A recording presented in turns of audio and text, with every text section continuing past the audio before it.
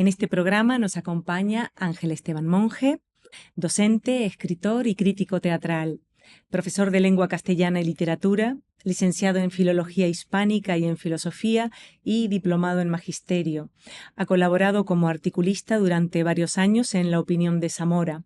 Ha publicado críticas teatrales y reseñas literarias en el diario de El Pulso hasta su extinción en 2017 y ha colaborado en la revista cultural del Mundo La Lectura entre 2022 y 2023. Gestiona la página Critilo, especializada en crítica teatral, desde 2013. En 2018 publica su primera novela, Olema, obra que especula sobre el futuro que se nos aproxima. Muchas gracias, Ángel, por compartir este tiempo con nosotras. Gracias a vosotros, ¿qué tal? Ángel, ¿por qué teatro?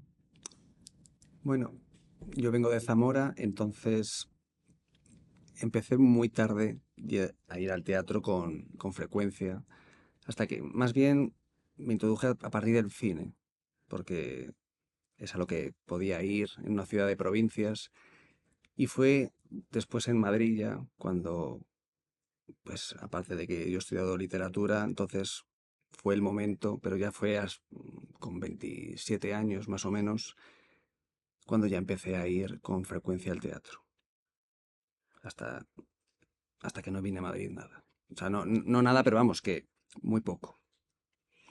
Siempre hacemos la pregunta, ¿recuerdas cuál fue la primera obra de teatro que viste? Pero antes me gustaría preguntarte, ¿recuerdas la primera crítica teatral que hiciste?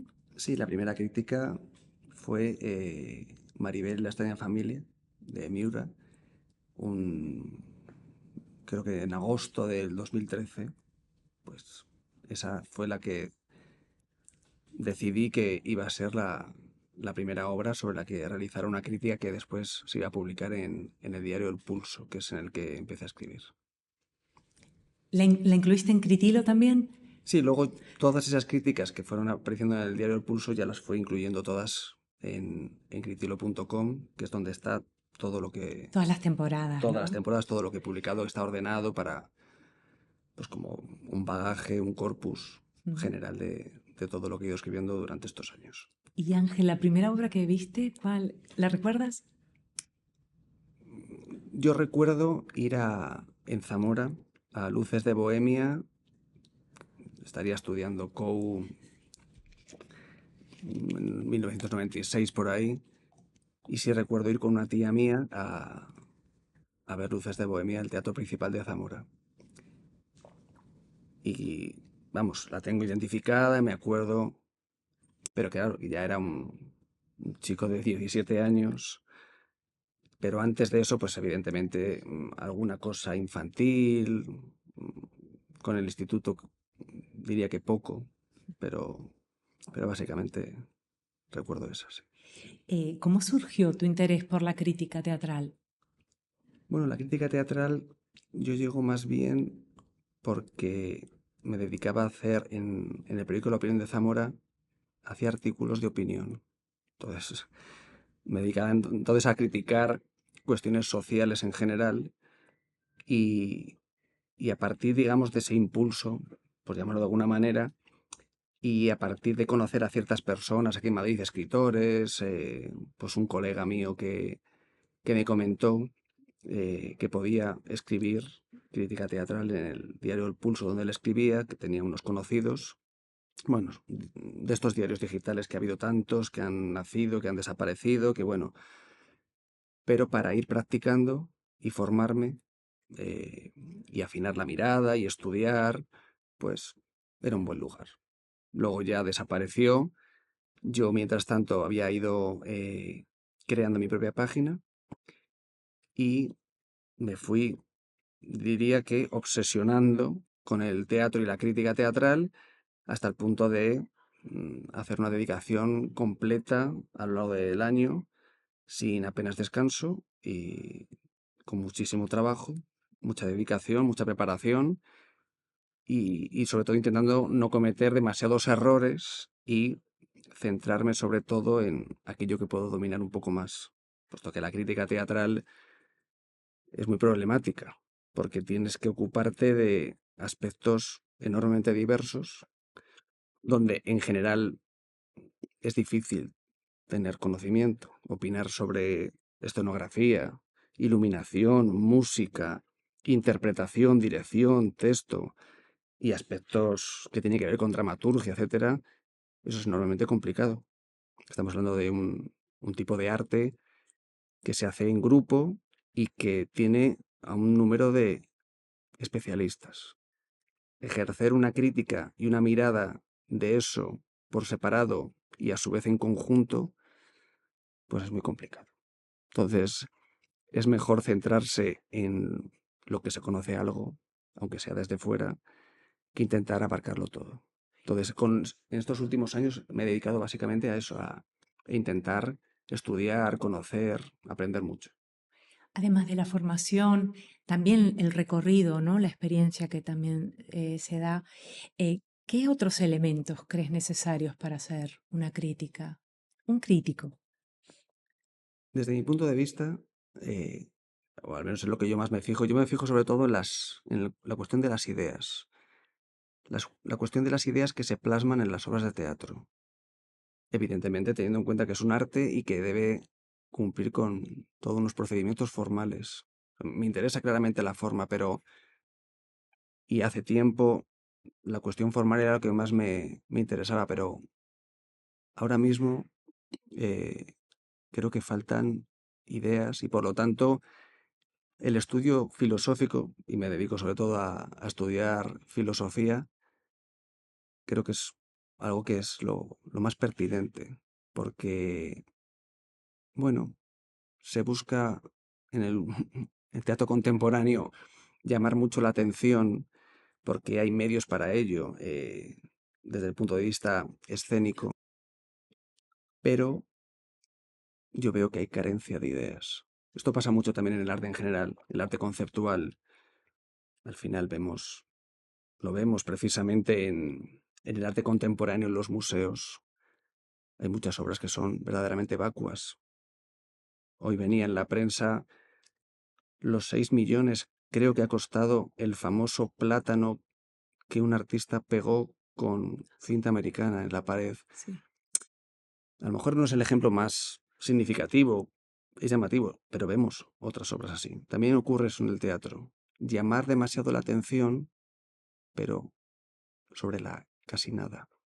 Entonces a mí me interesa sobre todo eso, las ideas, la formación filosófica, eh, en un amplio espectro. ¿Qué más te alimenta? Bueno, a mí, como digo, la cuestión filosófica y evidentemente la literatura. Mm. La literatura, el teatro mismo y otras ¿Cine? artes escénicas, el cine. Lo que pasa que, desgraciadamente, el cine está, desde mi punto de vista, en una decadencia gigantesca. Ayer mismo venía en el periódico pues todo un reportaje bastante amplio, creo que era en el periódico El Mundo, sobre la decadencia en Hollywood.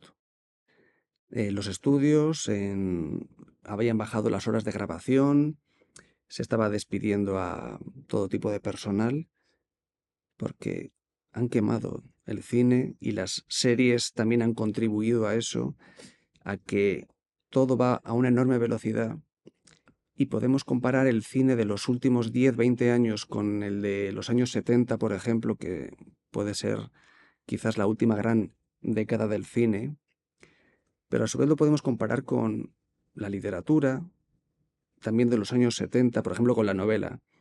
Yo también leo mucha novela y te das cuenta que ahí hay una frontera, que hay un cambio que tiene que ver con la sociedad de consumo, evidentemente, con todas las ramificaciones que se han ido dando y que repercute también en el teatro, porque cuáles son las referencias o qué está ocurriendo en este momento, ¿no? Pero sí, sí, claro, el cine sigue siendo...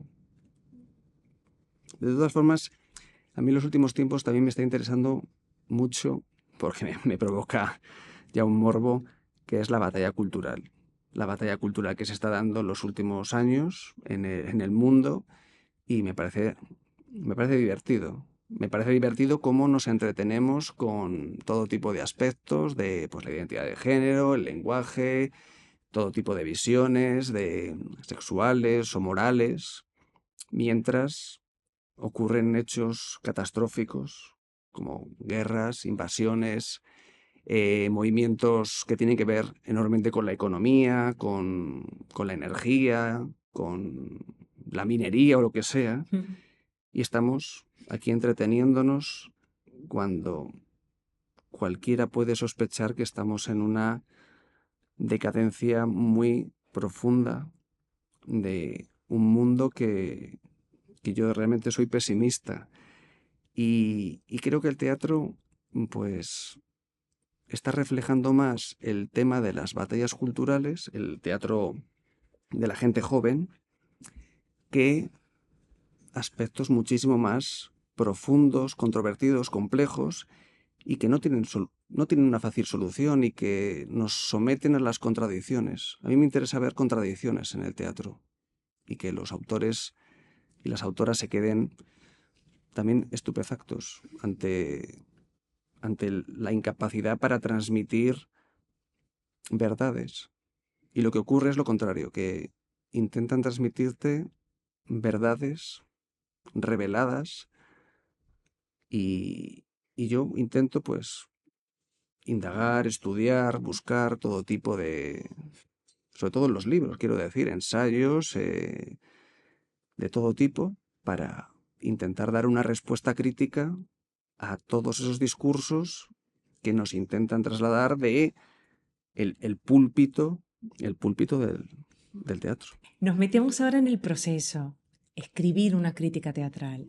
¿Cómo te preparas? Ante todo, si tengo el texto, si es un clásico, pues evidentemente. O Sí, volver a leer el texto, repasarlo. Si es una obra nueva y tengo acceso al texto, estupendo. Si no tengo acceso al texto, pues bueno, pues como un periodista. Preparar en el sentido de buscar una información, temas que se vayan a tocar. Claro, todo depende siempre del tiempo que tenga. En los últimos tiempos, pues, se han hecho muchas adaptaciones de novelas. Intento leerme la novela, aunque a veces, sinceramente, pues la novela no me interese nada. Hace poco, lo digo, he ido a ver de Luisa Carnés Natacha, que la están poniendo ahora en la sala pequeña del Teatro Español. sí. Eh, si no llegan a hacer la adaptación teatral, en mi vida me hubiera leído una novela así. Porque evidentemente tienes que seleccionar, no puedes leerlo todo, pero bueno, eh, creo que era lo más adecuado para poder hacer una crítica más significativa y con conocimiento de causa sobre cómo es la adaptación, Claro, etcétera. Lo que pasa es que todo eso lleva un tiempo un tiempo. enorme. Y cuando estás ya en la función, em, ¿cuál es el primer elemento que enfocas? Yo enseguida intento buscar el tono en el que se nos está transmitiendo lo que decía antes de las ideas, ¿no? Sobre todo en las obras contemporáneas, en las obras nuevas. ¿Qué tono se está empleando? Pero tono en un sentido, digamos, amplio, existencial, de cómo están transmitiéndonos los mensajes que ellos, o cómo están creando la situación. Porque, insisto, que hay una especie de ansiedad por revelar verdades, ser explicativo. Para mí una pregunta clave en el arte y en las artes escénicas o visuales es si me están mostrando algo o me están explicando algo. Si me lo están mostrando, pues yo voy adelante. Si me lo están explicando, yo ya pongo el freno y ya empiezo a plantearme que no quieren dialogar con el espectador, sino que sencillamente quieren ir directamente con sus ideas a fondo sin cuestionarlas. Entonces, todo lo que tenga que ver con la explicación, con la sobreexplicación de los elementos escénicos, audiovisuales, no hay que olvidarse que es un arte en en gran medida, como le ocurre al cine, redundante. Que cada frase o cada verso viene redundado por un vestuario, una entonación, una escenografía, incluso una música que se suele añadir. Yo concretamente soy bastante crítico con el tema de la música.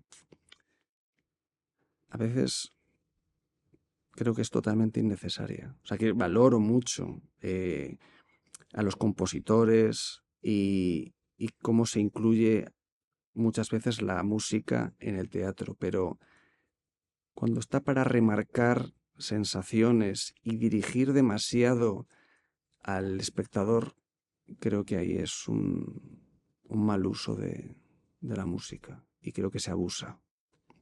Y se abusa a veces también en los últimos tiempos pues de ciertas canciones conocidas que de repente se incluyen sin venir a cuento y creo que en ese tipo de cuestiones es lo que me voy fijando, ¿no? En cómo se va planteando el tono, en qué medida, en qué posición se colocan los intérpretes o la situación general.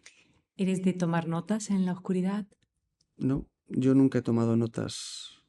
Intento prepararme antes, después, porque a mí me parece que te pierdes, que te O sea, pierdes. todo memoria. Todo memoria, sobre todo porque al final te tienes que dedicar a fijarte en una serie de aspectos y que no vas a poder abarcar todo. Yo reconozco claramente que en muchas críticas hay aspectos que ni toco y creo que no hay que tocar. O sea, es que hay veces que no hay que hacer un repaso, un expediente de todos y cada uno de los elementos, porque muchas veces no tienes gran cosa que decir. Y me parece también injusto nombrar por nombrar a los intervinientes, sobre todo por cuestiones técnicas. Si no voy a saber decir nada concreto o significativo de la iluminación, prefiero no decir nada. Es que a veces es un tanto ridículo opinar o criticar o analizar aspectos muy técnicos que es muy complicado señalar si son adecuados o no. Entonces, prefiero obviarlo y me voy fijando lo más, aparte, bueno, ya vas cogiendo práctica. Claro. ¿Y eres de los que dejan reposar o en cuanto llegas a casa ya lo No, escribes? yo cuando llego a casa prácticamente es imposible que tenga tiempo para... Yo tengo que ir a trabajar por las mañanas, pero tampoco puedo dejarlo reposar mucho ¿No? porque yo voy unas 3 o 4 veces a la semana, eso hay que sacarlo. Y ya tienes que, claro. Ojalá pudiera publicar prácticamente al día siguiente, ir al estreno y publicar al día siguiente, pero realmente es imposible. Y desde siempre, bueno, es conocida la función de la crítica en el tejido teatral. ¿Tú sueles tener comunicación con autoras o director o alguien del equipo técnico? O sea, después de la crítica publicada, ¿se genera un diálogo? Bueno, yo previamente no tengo... mi actitud siempre ha sido mantenerme en la sombra. Y lo he llevado de una forma lo más radical que he podido. Aunque tuviera incluso comunicación porque te escriben, las compañías te invitan o autores te proponen que vayas a ver sus obras, eh, me comunico a lo mejor por redes, pero no mantengo ningún contacto personal prácticamente con nadie del mundo teatral. Tengo algún conocido, incluso algún amigo, pero se reduce a 5 o 6 personas. O sea, prácticamente nada y quiero mantenerme así. No, yo creo que, aunque suene un poco feo decirlo, sobra simpatía en el mundo en general, yo diría, pero no se puede decir una crítica a gente con la que tienes confianza o que han entablado una relación contigo, es muy complicado. Entonces, y además, la gente que te lee creo que valora la independencia. Y seguro que son personas con las que podría tener unas charlas y unos debates porque evidentemente estamos en el mismo tema, ¿no? Pero creo que hay que mantenerse así. en el margen, en la sombra, llegas, ves la obra, escribes tu crítica. Por supuesto, los criticados tienen todo el derecho a darte réplica, a que les parezca mal o bien, o agradecértelo o no agradecértelo, o lo que sea.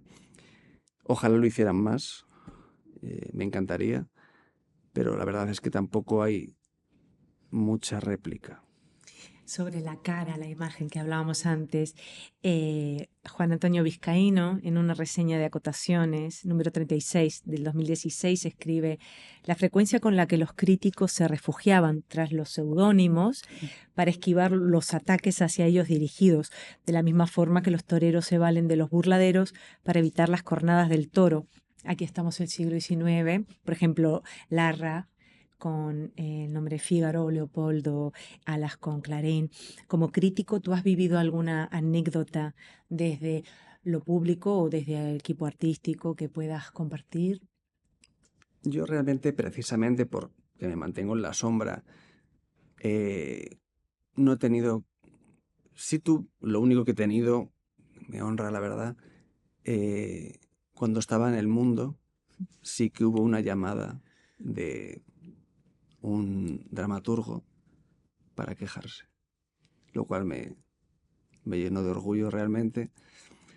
Era un, realmente no era un drama, es un drama, más que dramaturgo es un filósofo ejemplar, solo diré eso, pero que llamara para enfadarse y llamar directamente al director del mundo, dije, pues, por fin, por fin. Y no era nada insultante ni nada por No. el estilo. Bueno, pues, bien, pero nada más. O sea, no. Sí he tenido por redes, pues algún comentario de gente molesta, alguna cosa. Nada de duelo al sol. Nada de dura solo. Hombre, sí que ha habido algún momento, pues, que alguna persona sí que ha tenido que pedir disculpas personales. Ha sido mínimo, muy circunstancial, porque es cierto que a veces, pues, a lo mejor no encuentras las palabras apropiadas, pero no me ha pasado nada. Solo me ha pasado una vez y creo realmente que no lo resolví, pero bueno. Pero bueno, que cuando escribes intentas hacerlo bien. También es cierto que quiero que las críticas sean pujantes y que tengan también su elemento satírico, que tengan sus pullas, que haya un debate, que puedan provocar, no provocar por provocar, pero que bueno, es teatro. Se quieren decir cosas, se quieren transmitir ideas. Bueno, pues igual que se utiliza la sátira, la ironía, etcétera, el crítico evidentemente también la puede utilizar. Lo que pasa es que cuando eso es leído, pues evidentemente puede sonar un tanto ofensivo. Pero bueno, también creo que le da vidilla. Pero quizá a diferencia de lo que hablábamos antes del siglo XIX, por ejemplo, había sitios o de tertulias donde se Y podía claro, hacer sí, sí, sí. un Lo que pasa es diálogo, que una todo eso, reflexión, y ahora es la, también ter- el tiempo, la ¿no? tertulia está en que no hay tertulia y que en todo caso, pues a veces en alguna red social, pues hay algún comentario, pero Pero muy corto y muy es, efímero todo creo que ha decaído mucho como la red, porque muy... el teatro está donde está ahora mismo. Entonces ha quedado ni siquiera en un segundo plano. Dentro de la oferta cultural, pues evidentemente están los deportes, está el cine, y luego está incluso el teatro más comercial, que todavía puede generar y propiciar algún comentario de la gente, si les gusta o no, pero no hay, que yo sepa, tertulias como tal acerca de el mundo teatral, las obras. Las habrá, pero quiero decir entre gente, amigos, compañeros, pero todo eso se ha perdido muchísimo. Y se ve en la propia prensa, quiero decir que la crítica, hay muy poca crítica, ni siquiera todos los periódicos importantes, el periódico El Mundo, en el que yo escribía crítica, ya no tiene crítica teatral. Pues eso es ya una declaración de intenciones. Seguramente, si pierden el pudor, el resto de periódicos pues acabará haciendo lo mismo. Cuando los jefes digan que ese espacio es demasiado caro para dedicarlo a algo que no tiene suficiente seguimiento. Esa es la realidad. ¿Y tú crees que además de esa pérdida se ha ganado algo llevándolo, por ejemplo, a las redes o a los blogs? Por una parte sí, por otra no. Quiero decir, por una parte yo aquí me defiendo. Hay gente como yo, pocos en número, que se lo toman muy en serio, aunque no cobren ni un solo euro. No es ninguna queja, quiero decir. Es que ahí no hay negocio ni lo va a haber. Pero que se dedican afanosamente, con muchísima intención y de una forma profunda. Ha habido en los últimos tiempos distintas páginas, blogs que yo he seguido y que algunas han ido desapareciendo porque esto es un ritmo que cuesta mucho llevarlo. Y en ese sentido, pues muy bien, porque primero son críticas que pueden tener más líneas, más espacio para expresarse. Aparte, por supuesto, de todas las virtudes de Internet, ya sea enlaces a otras críticas, a estar en abierto, etcétera. Por ese lado, bien. Lo que pasa es que va a ser difícil que haya gente que se ponga a publicar al año más de 100 críticas por amor al arte. Luego, por otro lado, tenemos una cantidad apreciable también de páginas o blogs, algunas se llaman crítica, pone crítica, pero lo que tenemos es una simple crónica o un comentario muy general y se nota mucho que son críticas o comentarios, yo diría más bien comentarios, reseñas, generalmente positivas. Y que cuando tienen que ser negativas, esto lo he escuchado y lo han llegado a comentar, directamente no lo publican. Entonces ahí también hay un posicionamiento moral. A mí me parece eso fatal, desde luego. Que el lector no sepa qué es aquello que no te interesa, que no te gusta, que te ha parecido que está realmente mal realizado, que no lo pueda comparar, que no te pueda cotejar, que no te pueda medir como crítico, creo que te invalida. Que solo pongas lo positivo, incluso que se note que estás buscando lo positivo de algo que ves que no le ha gustado, es a lo que me refería antes de el exceso de simpatía, el querer quedar bien, el observar cuando uno va a los estrenos, pues como algunas personas de estos blogs, pues bueno, van saludando a los dramaturgos, a las autoras, a los directores, etcétera, porque les interesa también el ambiente, la farándula, todo esto. Y bueno, pues yo creo que la credibilidad ahí queda cuestionada, ¿no? Aparte, luego, por supuesto, lo que tenemos en las redes también son los rankings. Rankings con estrellas, notas. Yo he participado en varios rankings, ya no participo en ninguno, sobre todo por cuestiones temporales. Pero claro, hay una diferencia entre... A mí no me gusta poner estrellas, la verdad que me parece muy reduccionista. Pero entiendo que, bueno, forma parte de la sociedad en la que vivimos y que también es orientativo para ciertas personas que a lo mejor no les interesa leer la crítica completa y dicen, bueno, pues me apoyo en esa calificación y ya está. Pero claro, poner nota sin justificar por qué lo pones, yo al menos, quiero decir, yo hago la crítica y luego pongo esas estrellas, pero de repente que haya rankings donde gente que tiene simplemente un perfil en X, en Facebook, lo que sea, y ponga estrellas o nota, dices, y algunos los conozco y sé que son gente que sabe mucho, pero el afectado, digamos, al que le están poniendo la nota, diría, joder, pues, ¿me puede usted explicar un poco de dónde sale este 3, 4, 5, 10 o lo que sea? Porque, y ya digo que algunos los sigo y sé que son personas que saben mucho, que por las razones que sea, seguro que por cuestión temporal, no escriben crítica. Y otros que no conozco y que ves que todo les parece, por ejemplo, bien, todo de una nota de 1 a 5, que todo sea un 4, un 5. Es un mundo en el que vivimos. Creo que ahí se percibe precisamente la falta de crítica general o el daño que les supone esa empatía que luego se convierte en simpatía. El no ser capaz de decirle, mira, es que lo que has hecho no me ha interesado nada, no me ha gustado por esto. Prefieren obviarlo. Y eso es muy sintomático de nuestra sociedad en general.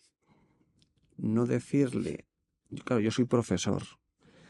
Yo creo que bajo ninguna circunstancia tengo que ser un profesor motivado por un exceso de empatía y después de simpatía. Yo al alumno le tengo que decir, mira, es que lo has hecho mal.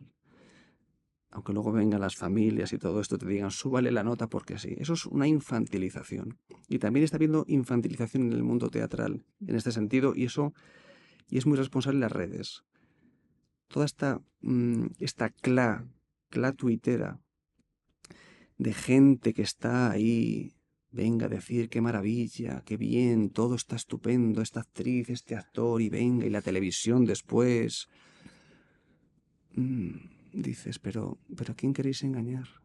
Evidentemente hay público que no se le engaña y que no dice nada, pero deja de ir.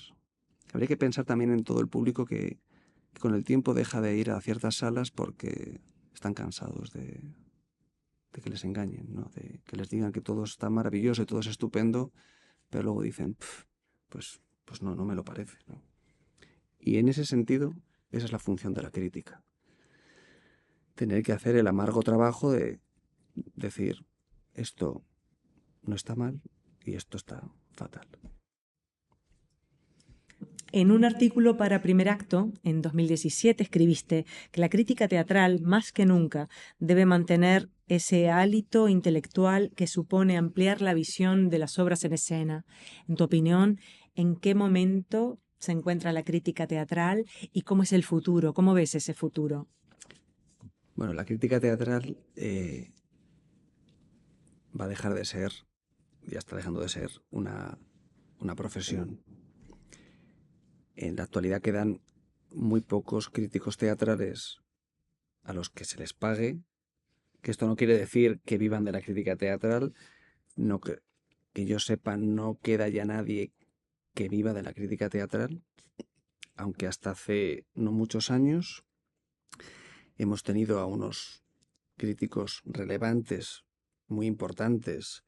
Estoy pensando en Nacho Garzón de El ABC, en Marcos Ordóñez o en El Mundo Villán, por ejemplo. Entiendo, creo que han podido, no digo exclusivamente, pero vivir en parte de la crítica teatral. Han llegado a escribir varias críticas a la semana. Con ellos yo creo que en realidad casi se acaba una época que tiene que ver con la crisis de los periódicos, con la prensa digital, con que se comprueba fehacientemente con números muy concretos qué seguimiento, cuántos clics, la dictadura del clic, tienen las críticas teatrales. Eso es una realidad, eso es un hecho incuestionable. Y ahora tenemos pues unos pocos periódicos, por ejemplo, en La Razón, en El País, en el ABC, también en Cataluña, pero muy poco. En algunos periódicos digitales, pues por ejemplo en el diario.es, alguna vez en el Confidencial, pero se cobra muy poco por hacer crítica y salen muy pocos textos de crítica teatral. Con lo cual es bastante sensato pensar que dejará de ser profesional y quizás haya gente como yo que por el amor al arte, tal cual, pues como una obsesión, que a mí me parecen muy bien las obsesiones, si no haces daño a nadie, pues te dedicas a escribir y continuar y continuar y continuar hasta que llegue un día en que lo dejes y punto, porque yo tengo mi propia página y sé perfectamente cuánta gente la visita, cuánta gente entra en cada una de las críticas, y esa es la realidad bastante estable, que varía muy poco de una obra a otra. Digamos que hay unos lectores fieles, unos poquitos, pero son unos poquitos y seguirán, yo creo que siendo esos poquitos, y con eso hay que quedarse satisfecho, porque tampoco el teatro como tal, pues tampoco puede tener muchos más lectores de crítica teatral, puesto que la sociedad directamente ha crecido, los teatros siguen teniendo el tamaño que tienen, cuánta gente puede ir al teatro español. Si en Madrid viven 3,5 millones de personas, pues hay unos límites. El cine, evidentemente, pues se puede ver en casa, se puede ver en las salas, y el teatro hay que ir y hay que estar. También cuesta un dinero, lógicamente, las entradas, y esa es la tesitura en la que estamos. De todas formas, lo que sí me parece un poco triste es lo poco que se lee la crítica teatral también por parte de los afectados, o sea, por parte de la gente del mundo teatral. A veces da la impresión de que no interesa criticar, debatir, cuestionar. Se está, y es comprensible, quiero decir, se está con una ansia por el trabajo, ¿no? Yo lo entiendo perfectamente, que se busca permanentemente, pues, tener un espacio, poder sacar adelante las obras, que se va con mucha rapidez, que con estrés, con agobios, y que, bueno, pues que no hay esa pausa, ese comedimiento para analizar lo que se está haciendo. Pero bueno, este es el panorama. Me gustaría acabar con Anton Chekhov, extraído de Sin trama y sin final, Alba Editorial 2005. Palpar con las manos. Me pregunta qué opinión tengo de sus cuentos. ¿Qué opinión? Un talento indudable, más aún un talento grande, auténtico. Es algo que se percibe con una fuerza inusitada, por ejemplo, en el cuento En la estepa. Hasta me da envidia no haberlo escrito yo. Es usted un artista, un hombre inteligente. Tiene usted una sensibilidad exacerbada. Es usted plástico, es decir, al representar una cosa, la ve, la palpa con las manos. Eso es arte de verdad. A Gorki, Yalta, 3 de diciembre de 1898. Mil gracias, Ángel. Es un placer tenerte aquí y compartir este espacio de encuentro, por disfrutarte más veces. Nos vemos la semana que viene. Eso no es, mientras tanto, vayan al teatro.